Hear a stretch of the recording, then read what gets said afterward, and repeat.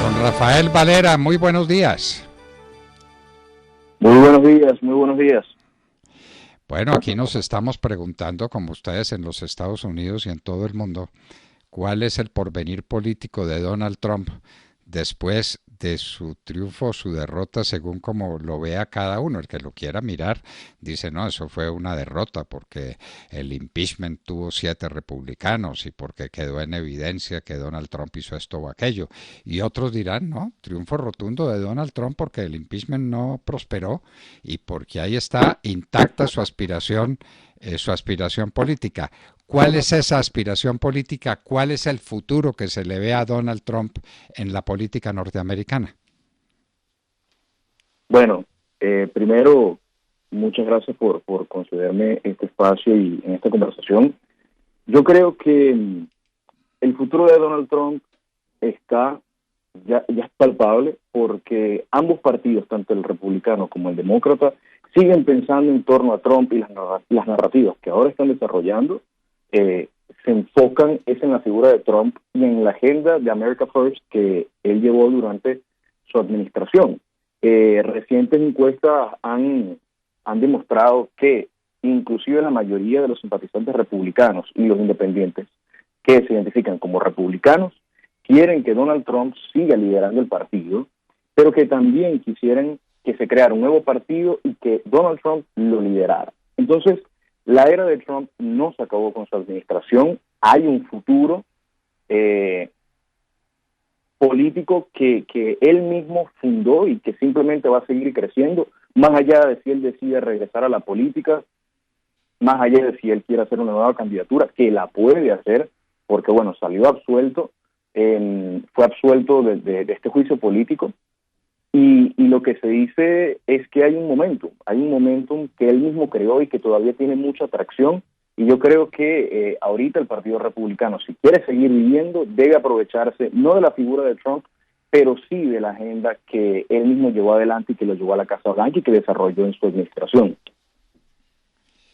Claro, porque no hay duda ninguna de que un día antes de que se desatara este terrible coronavirus sobre el mundo, las cifras económicas y las cifras sociales de desempleo eran cifras demoledoras en favor de Trump. Y después vino pues este desastre para el mundo que fue el COVID y muchos acusan a Trump de incapacidad o ineptitud en el Sí. manejo y eso, claro, y eso tuvo efectos muy grandes. Entonces, la pregunta es si el espectro político, si la gente de los Estados Unidos recordará la bonanza de la época de Trump pre-COVID-19 y superará las equivocaciones que real o supuestamente cometió en el manejo de la pandemia. ¿Y usted sí cree que esa idea del tercer partido encaje? Los países que se han manejado dentro de una concepción bipartidista muy difícilmente llegan a la conformación de un tercer partido que tenga significación política. Eso en los Estados Unidos usted lo ve posible y lo ve fácil, que se acabe la dualidad partido republicano, partido demócrata y que surja un tercer partido con posibilidades reales, con vocación real de hacer una política triunfante? Es difícil porque considero yo que existen eh, hay un entretejido, hay un tejido de influencias, de lobbies, de dinero, de negocios que hacen que una capa, o conforman una capa política muy pesada, difícil de resquebrajar, para que un tercer partido pueda ascender y tenga posibilidades reales de gobernar, porque al final el objetivo no es crear un partido y darle un espacio a la gente, no, es que ese partido tenga una vocación de poder y llegue a tomar el poder y forme un gobierno y pueda llevar las riendas del país. Entonces, creo yo que lo veo muy, muy difícil porque tenemos ya siglos del Partido Republicano y del Partido Demócrata en un mismo modelo partidista en Estados Unidos que tiene un peso increíble en cuanto a las relaciones, en cuanto a los lobbies, en cuanto prácticamente son una industria, porque la política en Estados Unidos es prácticamente una industria y es difícil resquebrajarla y moldearla de una nueva forma, pero lo que se está viendo es que la mayoría de los estadounidenses, de los americanos, quieren un tercer partido porque no se sienten representados por uno ni por el otro. Entonces hay una demanda social que necesita ser canalizada correctamente. Ahora, la viabilidad de este tercer partido también va a depender mucho de quienes estén en ese partido, cuál sea el ideario y las personas, si lo va a liderar Trump, las personas que alrededor tenga Trump, que él decida tener, porque hemos visto que en el pasado se ha rodeado de personas que no le han hecho bien a la agenda que lo llevó a la Casa Blanca. Personas como John Bolton, que contrarió su política de, digamos, traer las tropas a casa, de evitar guerras, de evitar conflictos bélicos más allá de las fronteras de los Estados Unidos. Y existen una serie de personas y de lobbies que pueden dañar lo que él pueda hacer en el futuro, e inclusive la idea de un tercer partido, pero se ha manifestado de diferentes formas, personas allegadas a Trump y personas dentro del Partido Republicano que tienen comunicación con él, que él no tiene intenciones de hacer un tercer partido. Entonces, está más o menos difícil el panorama en ese sentido, a pesar de que las demandas se hacen sentir cada vez más y van aumentando. Hasta ahora todos los intentos independentistas o de tercer partido que se hicieron en los Estados Unidos fueron un rotundo fracaso. Porque, Totalmente. claro, porque no sería la primera vez que un candidato quiere ser una alternativa entre demócratas y republicanos y el fracaso ha sido total. El país se acostumbró al bipartidismo y va a ser muy difícil que se desarraigue esa costumbre. ¿Usted qué cree? Ese juicio contra Trump que terminó en lo que terminó en un fracaso para los denunciantes teóricamente, los demócratas, y en un triunfo para los republicanos, ¿favorece a los republicanos y favorece a Trump? ¿O Trump quedó muy herido políticamente de este debate? ¿Cuál es el balance final que se hace? ¿A Trump lo fortaleció o lo debilitó el proceso que terminó en su absolución por parte del Senado? Porque así fue en últimas. Yo digo que lo que debilitó a Trump fueron los hechos del 6 de enero en el Capitolio, porque eso fue lo que llevó a la gente a decir y demostrar en las recientes encuestas que hay una fracción, una porción importantísima de la población americana que lo quiere fuera de la política. Pero el juicio político y su absolución lo fortalecieron, porque el manejo del Partido Demócrata de este juicio fue una histeria completa, fue una ridiculez, fue demasiado absurdo por donde se viera. Los argumentos, aparte de falsos, eran demasiado endebles. La defensa de Trump, a pesar de que tuvo algunos momentos de flaquezas o de polémicas, la verdad es que hicieron un grandísimo trabajo y expusieron la ridiculez del Partido Demócrata. Entonces, por el lado de Donald Trump, para mí, lo que lo debilitó fueron los hechos del asalto al Capitolio el 6 de enero y lo fortaleció muchísimo salir también de este juicio político con esta absolución maravillosa. Y para el Partido Republicano lo que queda es aprovechar este momento de que el Partido Demócrata fue deslegitimado, perdió credibilidad con este juicio político y llevar adelante una proyección de las figuras que actualmente están tratando de surgir en el partido y que son voces importantísimas, como el senador Josh Hawley, que tiene sigue la agenda de Donald Trump y está ahorita apelando a las clases trabajadoras americanas que se han visto pero sumamente golpeadas por el Partido Demócrata y abandonadas y manipuladas y aprovechadas por el Partido Demócrata. Otra de las voces que está ahorita sonando importantísima es el gobernador de Florida, Ron DeSantis, que está haciendo ahorita un combate durísimo a lo que son los confinamientos, a lo que es las Big Tech, las compañías tecnológicas, los titanes tecnológicos. Está ahorita hablándose cara a cara con Joe Biden y enfrentándolo y diciéndole que no va a ceder y que no va a dejar de combatir. Y la gente en Florida está, pero yéndose hasta el tope con la popularidad y con el pensamiento favorable a Ron DeSantis. y los hechos son muy concretos.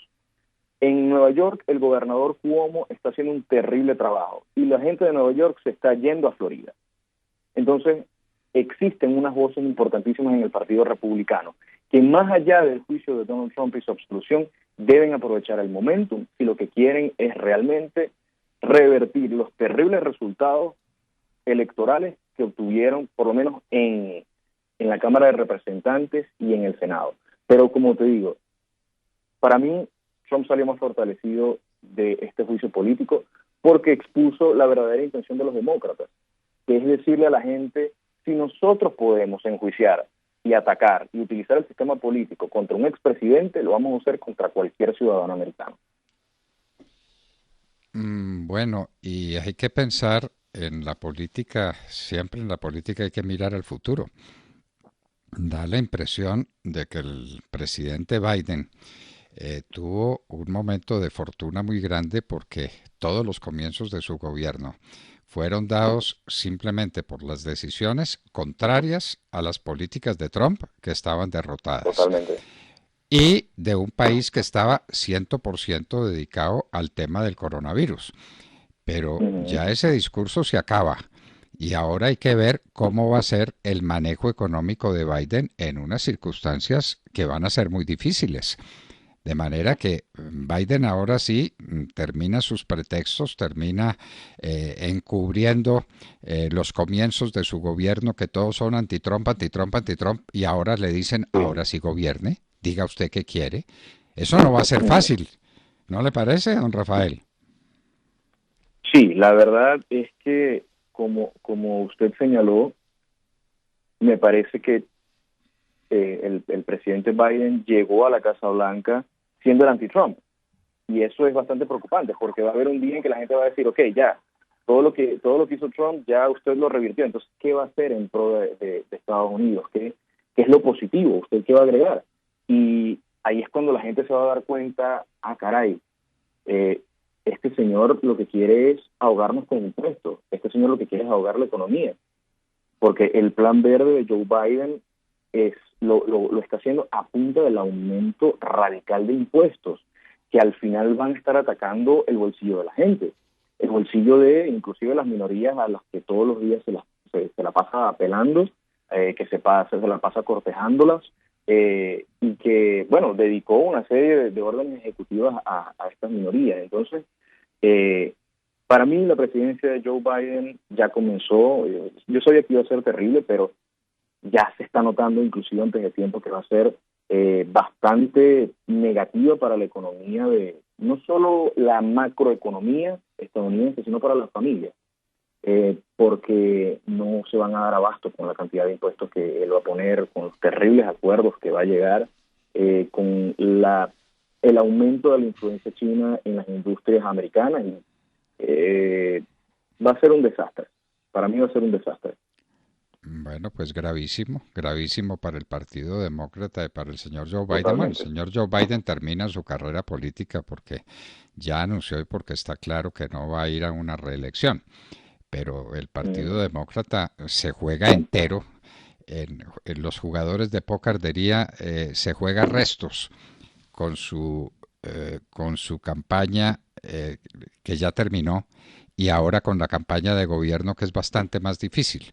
Gobernar siempre es mucho más difícil que prometer en una campaña preelectoral. Entonces, Absoluto. ahora qué va a cumplir en una situación económica muy compleja, una situación de desempleo muy preocupante, unas circunstancias sociales e internacionales que no van a ser fáciles de manejar.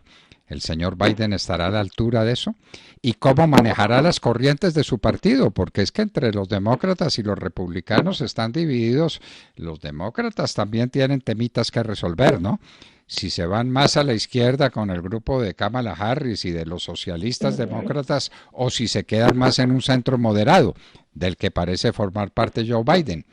Son grandes interrogantes de la política económica, perdón, de la política norteamericana para el futuro, ¿verdad? Sí, absolutamente. Yo creo que el gobierno de Joe Biden será uno bastante peligroso, no solo para el Partido Demócrata, sino también para el pueblo americano, porque Biden no es como tal un gobernante sin ataduras, inclusive sin un compromiso nada más con su partido, sino con las grandes compañías tecnológicas y con el Partido Comunista de China. A ver, su familia recibió grandes cantidades de dinero del Partido Comunista de China, de corporativos asociados al Partido Comunista de China. El Partido Demócrata no es el partido que era antes, que era el partido de, por ejemplo, los inmigrantes o el partido de los trabajadores. No, no, no. Ahora es el partido de Wall Street, el partido de los grandes negocios, el partido del gran capital. Y ¿qué es lo que está promoviendo el gran capital? ¿Qué es lo que está promoviendo estas empresas woke, que llaman? Están promoviendo una agenda progresista. Entonces, Biden es en realidad el presidente de las élites de las agendas progresistas que se promueven desde la parte más radical del Partido Demócrata con Alexandria Ocasio-Cortez, con Ilhan Omar, con Kamala Harris, pero también es él está obedeciendo y atendiendo a las demandas de la parte oligárquica del Partido Demócrata, que son Nancy Pelosi, Hillary Clinton, el mismo Biden. Entonces, el Partido Demócrata está entre la espada y la pared, y yo creo que está más cerca de la espada, porque la verdad es que el partido está ya radicalizado, está absolutamente radicalizado, por un lado ideológicamente, por otro lado en negocios sucios. El futuro para el Partido Demócrata, terrible. Bueno. ¿Usted nos autoriza para que más adelante, con el correr de los días, lo llamemos con alguna frecuencia para que nos cuente cómo va el desarrollo de estas premoniciones que usted hace sobre el futuro de la política americana y de los demócratas, que son los que están en el gobierno y tienen el poder, porque lo tienen todo? No tienen disculpa. Tienen el Parlamento, la Cámara y el Senado, tienen el Poder Ejecutivo, lo tienen todo, no les hace falta nada, ¿verdad? Totalmente, y para mí sería un honor seguir comentando sobre el fenómeno político americano aquí con ustedes, porque es un momento muy especial, un momento muy único en la política americana. Es un país cuyas dinámicas políticas y culturales siempre influyen y siempre dan un ejemplo al mundo, y nosotros tenemos que estar siempre con los ojos allá, viendo qué es lo que está pasando y cómo nosotros podemos aprender en ese sentido. Don Rafael Valera, periodista de El American de los Estados Unidos, muchas gracias por acompañarnos en la Hora de la Verdad. A ustedes, muchísimas gracias.